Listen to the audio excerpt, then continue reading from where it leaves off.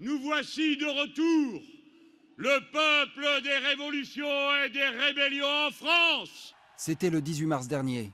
Jean-Luc Mélenchon réalisait le rêve de tout révolutionnaire, prendre la Bastille avec près de 100 000 fidèles.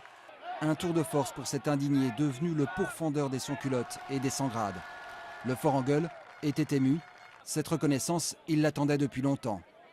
Son enfance, Jean-Luc Mélenchon la passe au Maroc. Il est né à Tanger, loin de la métropole, en 1951 et arrive en France 11 ans plus tard. Très vite, il développe des grandes capacités de tribun hors du commun et alors tout s'enchaîne. À 17 ans, il dévore Karl Marx et s'impose comme le leader de la contestation lycéenne. À 20 ans, il devient un trotskiste, décroche une licence en philosophie. À 35 ans, il est le plus jeune sénateur de France. Puis il devient ministre de Lionel Jospin et eurodéputé. Incisif, hargneux, l'ennemi numéro 1 du Front National est aussi un affectif. Mitterrand, il l'appelait tendrement le vieux. En 2005, il joue sa partition. Il prône le non à la Constitution européenne. Le congrès de Reims du Parti socialiste fait déborder le vase.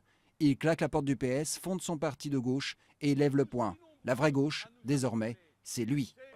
À 60 ans, il se présente à l'élection présidentielle. Il réveille les communistes que l'on croyait disparus, séduit les écolos, les militants d'extrême gauche, les potentiels abstentionnistes et même certains socialistes.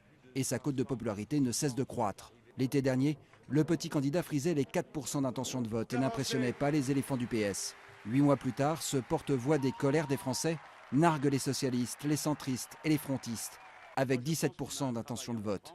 Cette place sur le podium, c'est sa consécration. Il dit même aux journalistes « Je n'ai rien à négocier avec les socialistes, je suis une institution à moi tout seul ».